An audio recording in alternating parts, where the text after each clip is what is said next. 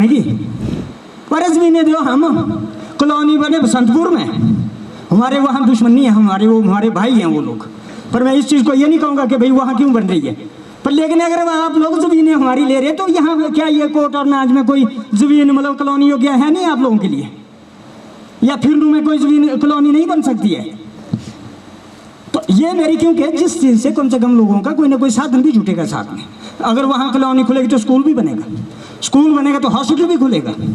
तो मेरी आप लोगों से यही अर्ज़ है, तो सभी साथियों से, बाकी ऐसा नहीं है कुछ भी कि जहाँ तक भी आप लोगों का, हम लोग आप लोगों का सहयोग देंगे।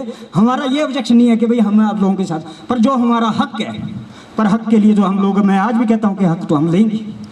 क्योंकि जिस तरह से हमने परलोक में, क्योंकि उस दिन जो हमें पुलिस मंगाई गई, हमने वो चीज़ें भी देखी है जिस दिन हमें परलोक में जो है। क्योंकि मैंने आपको पिछले कल मैंने कहा जी बाकी तो मैं कल अपनी पंचायत में जाके बोलूँगा, मैंने मुझे नाज में तो वही बात करनी थी जो कही है, मैं कही बाकी हम कल मिलेंगे कोटलू में। तो इन्हीं शब्दों के साथ जय हिंद, धन्यवाद। चंद्रमणि, एक्स उप प्रधान, ग्राम पंचायत सरहान। धन्यवाद। अभी यहाँ पे महिला बहनें भी आई हुई हैं, तो आप लोग आ जाइए, और काफ़ी लोग बैठे हुए हैं। तो अभी जैसे चंद्रमणि सर ने बोला, तो अभी कोई सुझाव देना चाहता है ताकि उसको रिपोर्ट में जोड़ा जा सके, तो आप लोगों से प्रार्थना है, आ जाइए आप लोग यहाँ पे। आप लोग कोई बोलना चाहते हैं?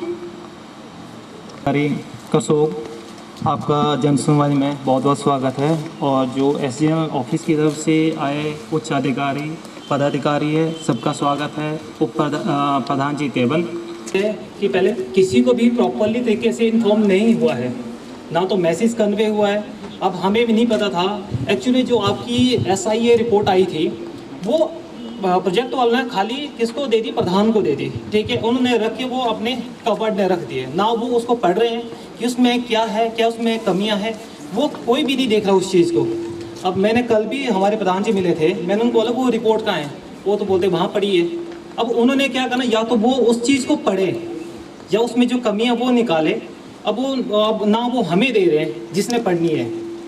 उसके अलावा कि नेक्स्ट टाइम जब भी हो सर जो जन सुनवाई हो, उससे 21 डेज पहले हमें इन्फॉर्म किया जाए। उसके बाद सर जो सोशल इम्पैक्ट असेसमेंट की रिपोर्ट थी, उससे कुछ टॉपिक लिए थे, कुछ कल भी डिस्कस हो चुके हैं। जलाशयों से जो छूते लगते पहाड़ी क्षेत्र है, विभिन्न अध्ययनों में पाया गया है कि इससे जो है भू संकलन की जो घटनाएं हैं वो बढ़ जाती है। इसीलिए यह ज़रूरी है कि भू संकलन की वर्तमान स्थिति पर एक अध्ययन किया जाए और इस रिपोर्ट को एटलीस्ट जो SIA है उसमें सम्मिलित किया जाए, और इससे जो जनजीवन व सार्वजनिक सेवाओं के नुकसान की भरपाई जो SGML के द्वारा पूरी करवाई जाए। हमारे क्षेत्र में अधिकतर लोग व्यावसायिक खेती पर अपनी आजीविका के लिए निर्भर है। लूरी हाइड्रो प्रोजेक्ट स्टेज 2 के जलाशयों से क्षेत्र में धुंध अथवा कोहरा बढ़ेगा, जिसकी भविष्य में हमारे जो व्यावसायिक खेती है उस पर विपरीत असर पड़ेगा। इस रिपोर्ट में होने वाली व्यावसायिक खेती का ब्यौरा, उत्पादकता की पैमाइश और आज के दिन होने वाली फसलों की बीमारियों का अध्ययन होना जरूरी है। अगर भविष्य में परियोजना से कोई भी बीमारियां उत्पन्न होती है तो उसके जो नुकसान की भरपाई है वो SGML के द्वारा की जाए।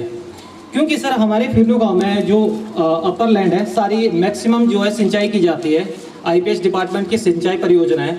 तो हम लोग गांव में गोभी, टमाटर और आपके जो और भी फसलें होती है, जो मेन यही है, तो सब्जी वगैरह उगाते हैं और बेचते हैं। क्योंकि उस पर जब कोहरा जमेगा तो हमें लॉस होगा। मटर बेचते हैं हम लोग, तो उसकी जो भरपाई है वो आपके द्वारा की जाएगी। जो SIA रिपोर्ट में मुहालबा जो निजी जमीन का अधिग्रहण होना है उसके लिए कितना मुआवजा दिया जाए, यह कहीं भी रिपोर्ट में नहीं दिखाया गया है।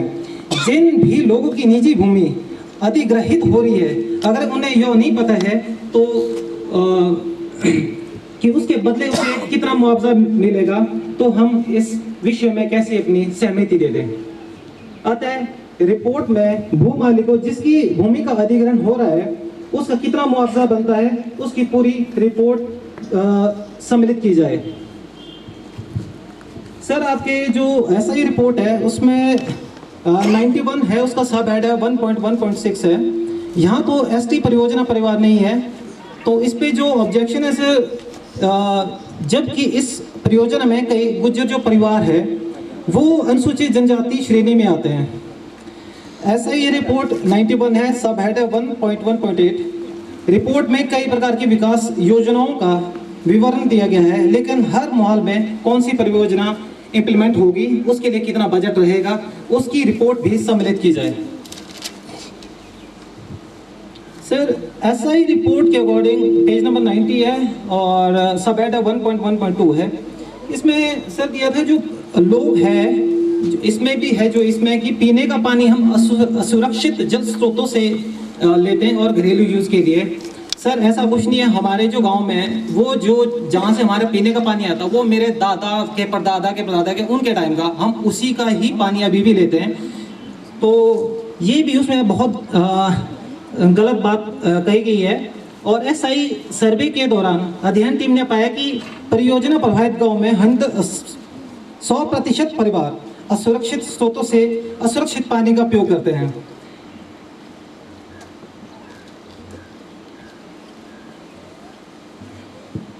सर SI रिपोर्ट सब हेड है 5.13.2 से जुड़ी आपत्तियां।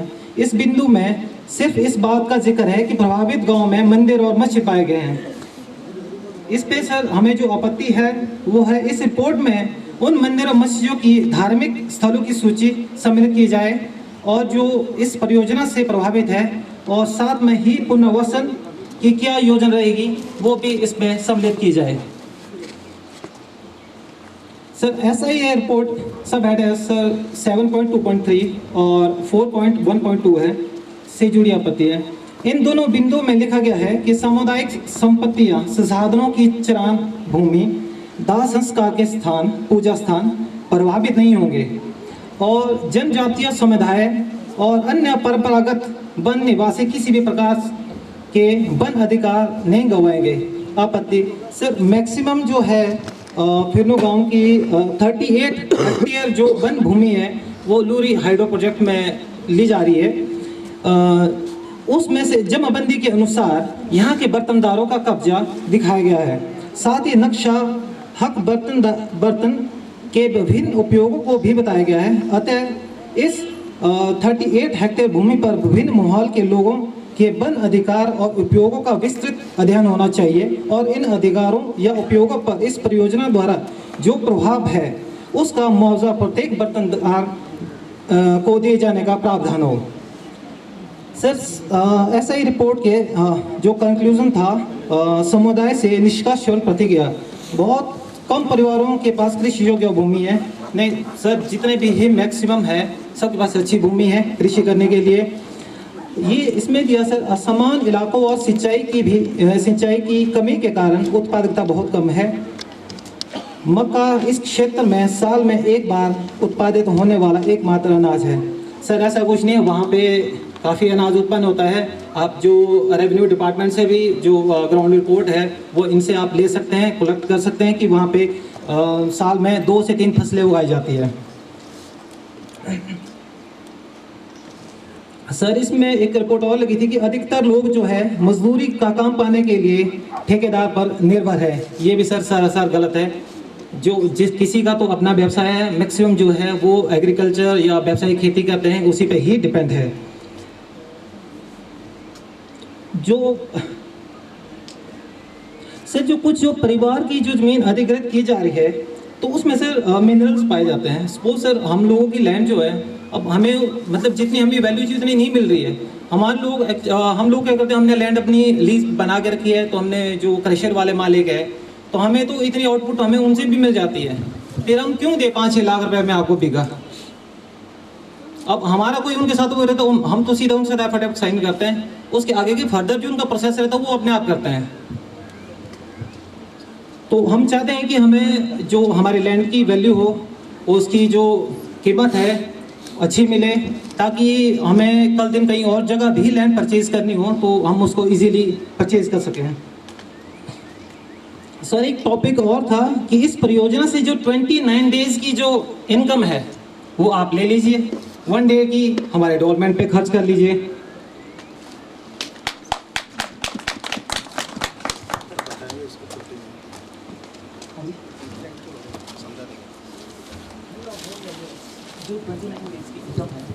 वो आप ले लो, ठीक है, वो SGBL डिपार्टमेंट ले लेगा। उसके अलावा जो 1 डे की 30 डेज की बचेगी लास्ट डे की, वो जो यहाँ के डेवलपमेंट पे खर्च की जाए। धन्यवाद सभी का, सभी ने विचार सुने। मेरा नाम यशवंत ठाकुर, मैं फिरनू का रहने वाली हूँ। Thank you. माननीय SDM साहब, अन्य मंच पर विराजे हुए सभी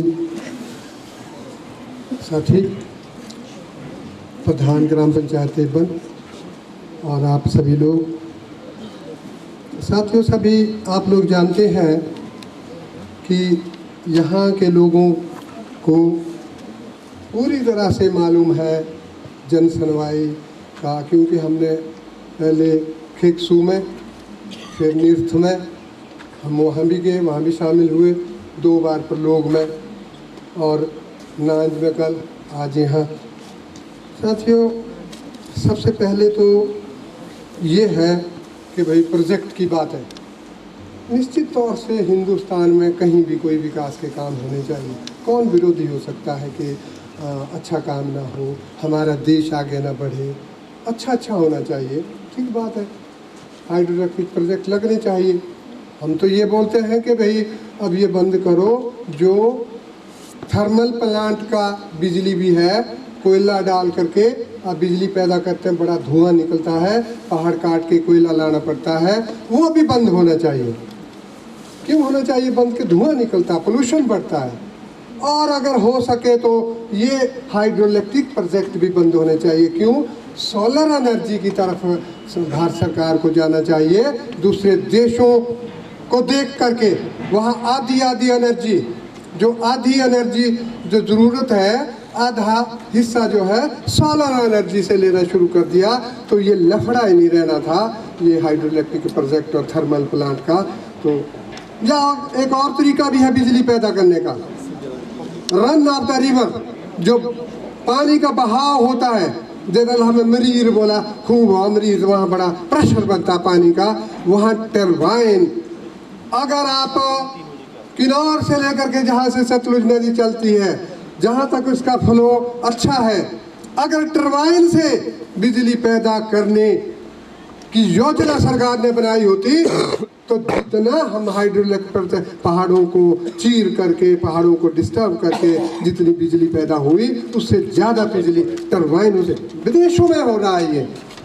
हमारे यहाँ यूँ होता है कि सभी जानते हैं, चलो पॉलिटिकल सेटअप क्या है क्या नहीं है उस पर कोई चर्चा नहीं होनी चाहिए, परंतु बिजली वैसे पैदा हो सकती है, टरबाइन सिस्टम से हो सकती है।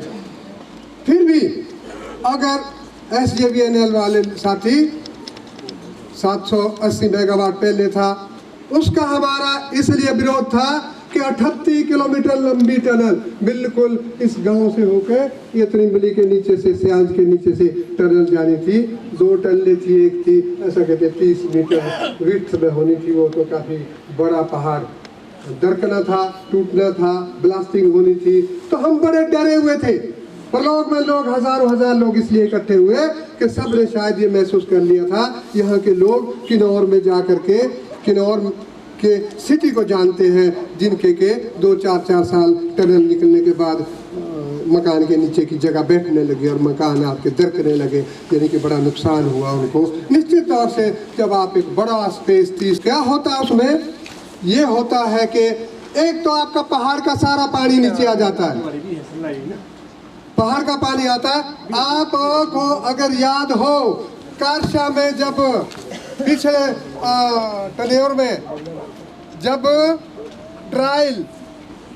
ट्रायल के हिसाब से, ट्रायल कहते हैं वो क्या कहते हैं, एक छोटी सी टनल बनी थी, तो उसके नीचे इतना पानी आ रहा था कि 3 इंच शुष्क मुंगरी की धार, सूखी धार से भी इतना पानी आ रहा था कि वहाँ 3 इंच पानी जो है लगातार बाहर निकलता था। आप सब लोग जानते हैं पहाड़ों को जब डिस्टर्ब करेंगे जो हमारा एतराज़ है आज, एतराज़ इसलिए हम खुश हैं छोटे छोटे प्रोजेक्ट बन रहे हैं और वो बड़ा 38 किलोमीटर टनल आपकी कैंसिल हो गई। ये प्रारूप आपने जनता के सामने दिया, हमारा उसमें कोई एतराज़ नहीं है। परंतु आपके जो EIA रिपोर्ट का मालूम नहीं है, वो तो आप अगली जन सुनवाई में हमारे सामने रखेंगे। परंतु जो सोशल इम्पैक्ट असेसमेंट की रिपोर्ट आज आपने हमारे सामने रखी है, उस पर हमारा एतराज़ है। सबसे पहले उसका एतराज़ है कि वो रिपोर्ट सर्कुलेट नहीं की गई लोगों के अध्ययन के लिए। 15 दिन पहले, 20 दिन पहले वो होनी चाहिए थी। SDM साहब, मान लो ये तेबन पंचायत है, तो तेबन पंचायत प्रभावित क्षेत्र कहा जाएगा, कोट गांव इसका प्रभावित एरिया, वो तो प्रभावित क्षेत्र है, वो प्रभावित लोग हैं। फिर नो प्रभावित लोग हैं, वो तो गांव प्रभावित है, परंतु फिर पूरी पंचायत तक उसके असर होते हैं। कैसे असर आते होते हैं कि जब आपका मिथेल गैस नीचे से निकलेगी, वो किसी गांव वालों को पूछ के नहीं जाएगी, वो सब लोगों को काफ़ी हाइट तक प्रभावित करती है, आदमी को बीमारी देती है। इस EIA रिपोर्ट में, चलो ये देर से आई, कैसे कह सकते जब हमने नहीं पढ़ी, हमको भी ये ऑनलाइन कहीं से लेनी पड़ी, वो भी परसों ली। सच कहे ये हमारा तेबनी देवता है, परसों साक्षी इस बात का, परसों हमने उसको इंटरनेट से देखा कि भी क्या है, जब ये शोर हुआ कि 6-7 है। साथी खुले मन से आना चाहिए। SABL के साथियों को आगे लोगों के बीच में प्रोजेक्ट लगेंगे, कौन मना करता है? मैं कहता हूँ कि ये अधिकतर लोग इसके पक्ष में प्रोजेक्ट लगना चाहिए। परंतु आपकी जो प्रक्रिया तो आप लोगों ने अडॉप्ट की है, वो चुपके चोरी से ये बिल्कुल नहीं होगा। हम बिल्कुल आज की जन सुनवाई का विरोध करते हैं, ये बिल्कुल मानी जानी नहीं चाहिए। SDM साहब क्यों उसको पढ़ो, एक शब्द लिख दिया उन्होंने कि वर्ष में एक फसल आती है, मक्की की फसल आती है। आप SDM महोदय, आप जानते हैं कि फिरनू जो है बिल्कुल 200-250 बीघे का एक बड़ा पैच है। ये कोट गांव जो दूसरा मोहाल है, वो कोई 150-200 बीघे का पैच है। नाज कोई 300-400 आपने देख लिया है। कितनी उस उत्पादकता के बारे में उस रिपोर्ट में जिक्र क्यों नहीं किया गया? हमारा पैसा जो मूल्य के लिए हमने कहीं कोर्ट में भी कल लड़ना था। आप जानते हैं कि भाई जो NTPC ने तत्तापानी में प्रोजेक्ट लगाया कोल डैम, उनको केवल 1 बीघे का 7 लाख से 11 लाख के बीच में, जो आपको उनकी 6 लाख मिला, 11 लाख मिला। उनका जो 4 साल से नोटिफिकेशन सेक्शन 4 की हुई थी, उसके बाद जो ब्याज हुआ वो उनका 15 से 20-21 तक चला गया। फिर और रेफरेंस में हाई कोर्ट में गए कि हमारी जमीन तो उत्पादक क्षमता ये थी वो थी। उनको आज से 3-4 साल 5 साल पहले 35 लाख रुपया 1 बीघे का मिला। वो क्यों मिला? कि उन्होंने EIA रिपोर्ट जो थी, SIA रिपोर्ट, उसमें वो ठीक तरह से बनी थी, उसमें मेंशन थी ये सारी चीज़ें। मान लो ये पैसा भारत सरकार का है, किसी का भी होगा, यहाँ के गांव के लोगों को पैसा मिलना चाहिए, ये हमारा तो इसलिए हम इस EIA रिपोर्ट पर पहला एतराज़, ये देरी से मिली, सब लोगों ने पढ़ी नहीं, गांव तक हम चर्चा नहीं कर पाए। बिल्कुल भी आप कसम खा के कहो, क्या किसी एक व्यक्ति के साथ भी इस रिपोर्ट की चर्चा आपके गांव में हुई हो? नहीं हुई है। नेक राम जी जा नहीं सके क्योंकि परसों उड़ीसा गए थे, वहां से आए, और मैं जिला परिषद की मीटिंग में मंडी था, और मुझे भी मंडी में 4 तारीख को पता लगा। फिर दौड़ते इस रिपोर्ट को ढूंढते तब कहीं इंटरनेट में हमारे साथी कुछ आए, उन्होंने ढूंढा। ये अन्याय है, हमें इस पर कमेंट्री हम कर ही नहीं सकते हैं। हम एक पृष्ठ पढ़ करके आपसे गुजारिश करनी थी कि इसमें ये ऐड करो, ये ऐड करो। इसलिए SDM महोदय, इस जन सुनवाई के होने का कोई औचित्य नहीं है। आप कृपा करके इन साथियों को कहो कि 6 महीने में, 3 महीने में, 4 महीने में अलग बनाए इस तिब्बन पंचायत की EI एयरपोर्ट या SI एयरपोर्ट अलग बने, सराण की अलग बने, नांज की बने, क्या 9 पृष्ठ की बननी है, 10 की से ज़्यादा नहीं, क्या प्रभाव पड़ने हैं और वो बनाए। उसमें क्या चीज़ है, मैं आगे के लिए, आज के लिए नहीं मैं कह रहा हूँ कि भाई ये आप भाई जी ठीक है, ये सुनवाई तो निरस्त होनी चाहिए, गुजारिश है, इसमें धोखा है, छलावा है। आपको चाहिए था, आपको CI एयरपोर्ट में क्या उत्पादन क्षमता जमीन की क्या होता है क्या नहीं होता है, नांज में एक आदमी 3 लाख से 5 लाख साल में कमाता है, वो मेंशन होना चाहिए था। अच्छी जमीन है और परिसीनना खड्ड से इतनी कुल है, नांज में कभी प्रॉपर नांज में कुल की कमी नहीं आई, कोर्ट में यहाँ से जाती है कोर्ट की कुल कमी नहीं आई। फिरनू वालों को जो है लिफ्ट लगाया हुआ है, वो खूब पानी एंजॉय करते हैं, तो इसलिए वो घटिया ज़मीन नहीं है, वो बढ़िया ज़मीन है, वो लिखा जाना चाहिए उस EI एयरपोर्ट में या SI एयरपोर्ट में। उसके बाद घी दूध के बारे में आपने एक इलाका 84 से तिब्बन और सराण से 4 गाड़ियां दूध की भर के जाती है, नान से 2 गाड़ियां भर के जाती है। केवल 3 पंचायतों की बात कर रहा हूँ, 6 गाड़ियां, बड़ी गाड़ियां नहीं, यूँ कैपेसिटी होती होगी कुछ 3-4 क्विंटल लेके एक गाड़ी जाती होगी, तो 6 चौके 24, 25-30 क्विंटल दूध जाता है इन 3 पंचायतों से।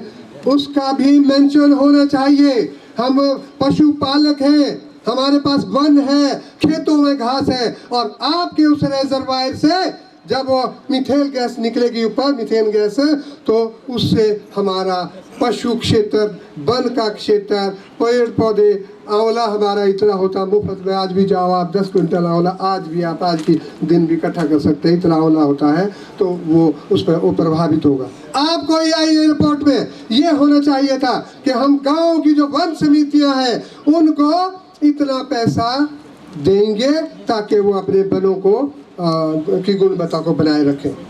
खेतों में जो फसलें उनकी खराब होनी है, उस खेतों की फसल के बारे में प्रभाव है ये, पहले आपने वो प्रभाव के बारे में, खेतों में जो फसलें होनी है उसके लिए आपने, आपके SI एयरपोर्ट कुछ नहीं कहती है, EI एयरपोर्ट भी कुछ नहीं कहती है, वो बिल्कुल भी आपने प्रभाव भी तो आपने मीट आउट करने हैं, आपने उसके लिए कोई और नहीं आएगा। आपने ऐसा नहीं कहा कि कितने लोग बीमार होंगे, आपने अगर लिखा होता कि हम फिरनू बल में कोट और फिरनू के बीच में एक अस्पताल चलाएंगे, जब तक हमारा प्रोजेक्ट चलेगा तब तक एक डॉक्टर वहाँ बैठेगा, और नांज के लोग भी थोड़ा वरे कोट गली में ही बना दो, एक ही बना दो, नांज के लोग भी वहाँ जाएंगे, फिरनू के लोग भी आ जाए। इन लोगों को तो आप सुविधा दीजिए, जो गांव जो इसमें प्रभावित क्षेत्र है उनको तो दो। आपने इसके बारे में कोई चर्चा नहीं की।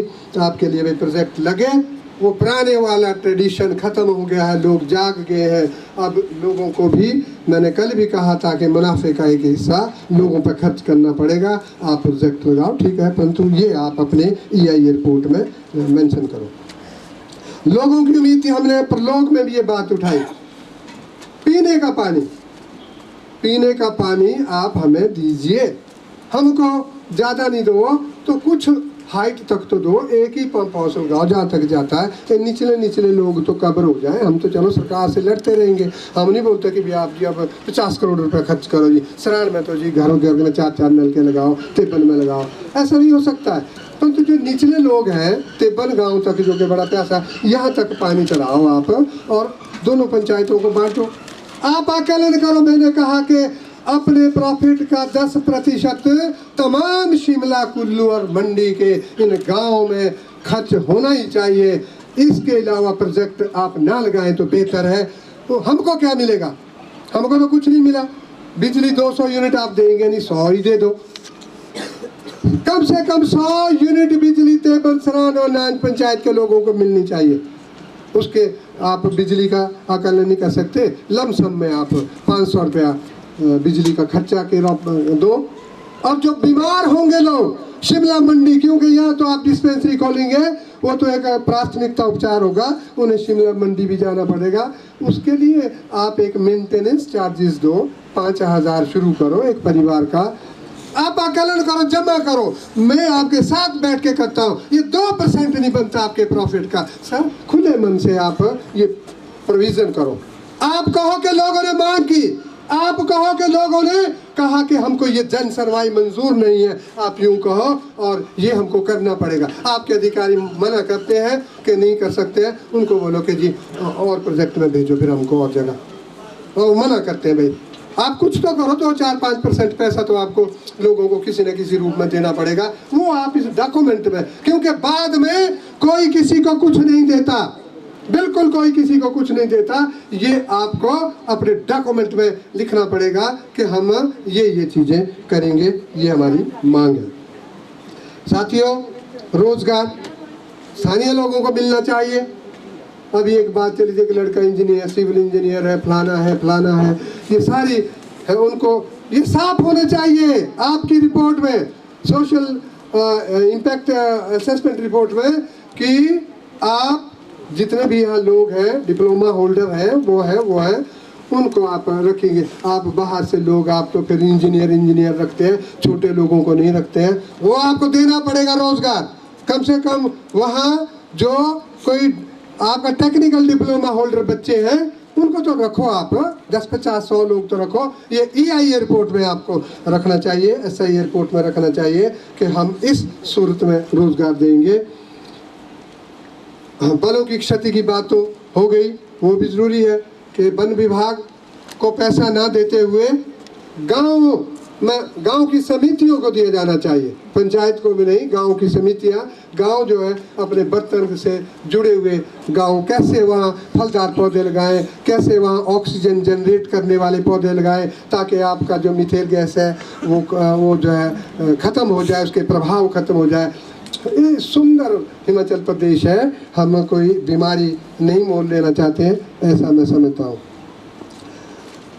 बसने के लिए मान लो नान से आप कुछ गुज्जर या कहीं से भी हिंदू है, मुसलमान है, कोई भी अगर साथी यहाँ से छोड़ के ही जाना पड़ेगा, तो आप बोलेंगे राजस्थान चला जाओ।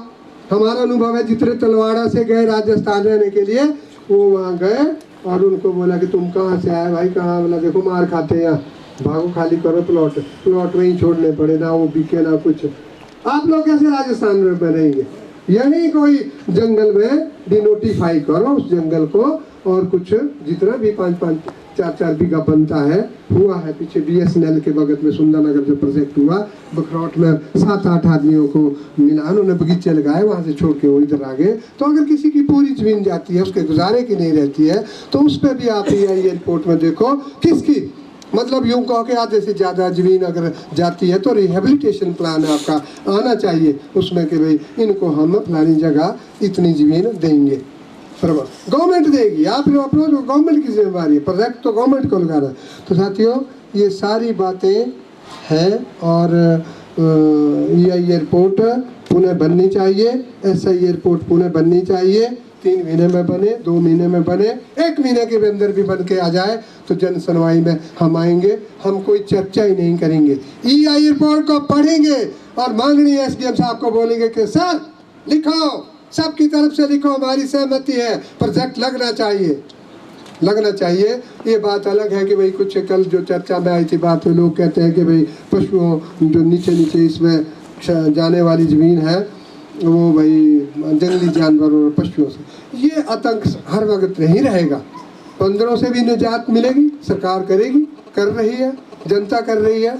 मारने की अनुमति आ गई कि बंदरों को मार लेंगे जो हमारी फसल को नुकसान पहुंचाएंगे। पशुओं का भी है, जैसे कल परसों प्रपोजल आई है कि भाई जिला परिषद में कि बड़े जैसे कि हमारे वन हैं 20, 25, 30, 40, 50 हेक्टर के, चारों तरफ से फेंसिंग करो, बीच में एक जगह पानी की व्यवस्था, उनका शेड बना के पशु अपने आप जाएंगे चरने, अपने आप वहाँ आ जाएंगे, गोबर गाबर निकालने के लिए, वहाँ खाद खुद बेचने के ऐसे इस तरह से हमें खुले वो पशुओं के लिए करने पड़ेंगे।